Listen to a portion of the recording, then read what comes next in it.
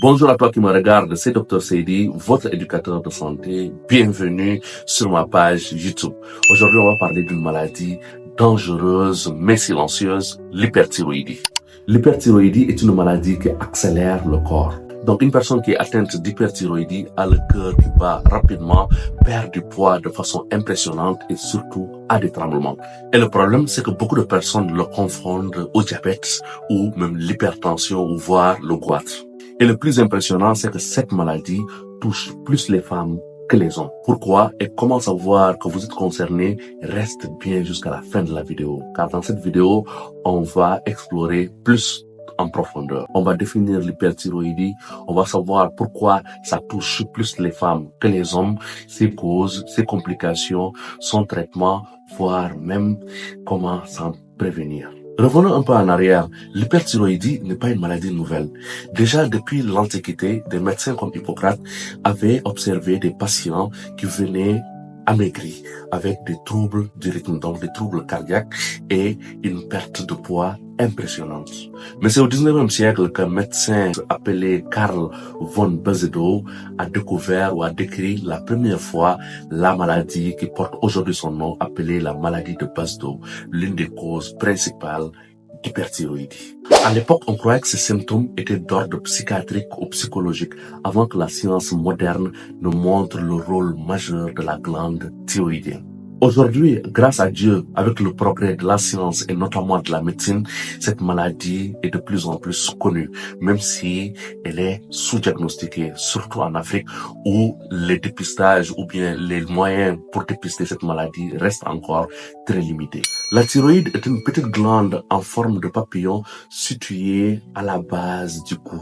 Cette petite glande en forme de papillon régule en réalité tout le métabolisme de notre corps. C'est un peu comme un pilote dans un avion. Elle est chargée de sécréter des hormones telles que la T3, donc la triiodothyronine, et la T4, la thyroxine, responsable, comme j'ai dit, du métabolisme de notre corps.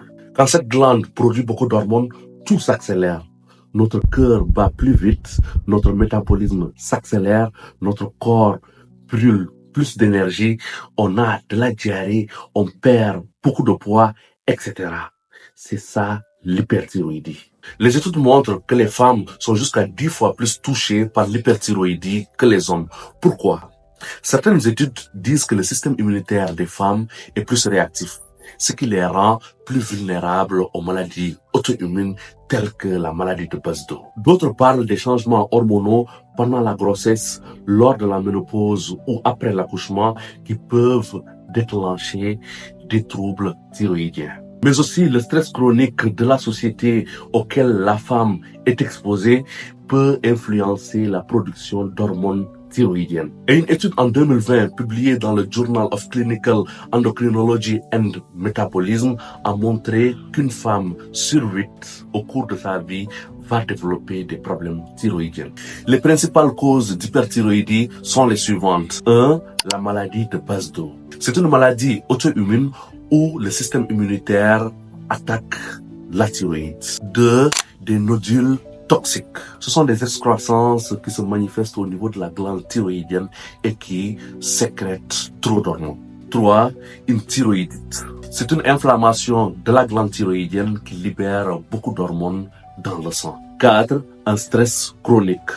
Comme je l'ai dit récemment, cela peut entraîner ou perturber le bon fonctionnement de la thyroïde. 5. L'excès d'iode, présent dans certains médicaments et des compléments alimentaires et surtout dans les bouillons alimentaires. Les symptômes à surveiller peuvent être discrets au début, mais deviennent de plus en plus graves au fil du temps. Parmi les signes d'hyperthyroïdie, il est retrouvé une fatigue intense, une perte de poids inexpliquée, un cœur qui bat rapidement même au repos, une transpiration excessive, des changements menstruels chez les femmes, une fatigue intense, une irritabilité et une nervosité. Et la liste est loin d'être exhaustive. Et pourtant, selon l'OMS, 30% des cas d'hyperthyroïdie dans le monde ne sont pas diagnostiqués. D'autant plus que le diagnostic, il est simple. C'est une prise de sang, on dose les hormones T3, T4, le TSH, plus une échographie thyroïdienne et une scintigraphie si nécessaire. Heureusement, il existe des traitements efficaces, parmi lesquels les traitements ou les médicaments antithyroïdiens de l'iode radioactif pour détruire une partie de la thyroïde, des bêta-bloquants pour les palpitations, voire de la chirurgie dans certains cas pour des nodules thyroïdiens. Bien sûr, le traitement dépend de l'âge, de la gravité, mais surtout l'état général du patient. Donc, à chaque fois qu'il y a des signes, allez-y voir un médecin. Souvent, les gens confondent l'hyperthyroïdie du goitre. C'est différent. Le goitre, c'est seulement une augmentation de la glande thyroïdienne avec ou sans hyperthyroïdie. Or, l'hyperthyroïdie, elle, est liée à une surproduction d'hormones thyroïdiennes avec ou sans goitre. Non traité, l'hyperthyroïdie peut mener la personne vers sa tombe. Des problèmes cardiaques graves, une crise thyrotoxique, une urgence médicale extrêmement grave, mais aussi une ostéoporose, car les os se fragilisent. Et selon une étude de lancée en 2022, une crise thyrotoxique non traitée peut mener vers la tombe dans 20 à 30% des cas. Pour vous protéger de l'hyperthyroïdie, il est essentiel de faire des bilans de santé annuels ou bien réguliers. Et surtout en cas de symptômes, donc une perte de poids inexpliquée, voire de l'irritabilité ou de la nervosité, consultez rapidement un médecin.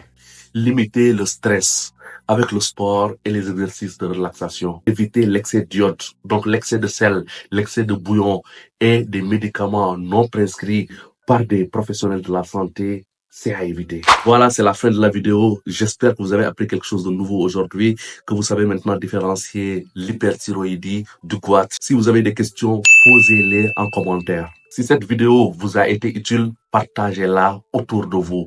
N'oubliez pas de vous abonner et d'activer la cloche de notification et explosez-moi le pouce bleu. Merci d'avoir regardé la vidéo jusqu'au bout. C'était Dr Seydi, votre éducateur de santé. Bye tout le monde.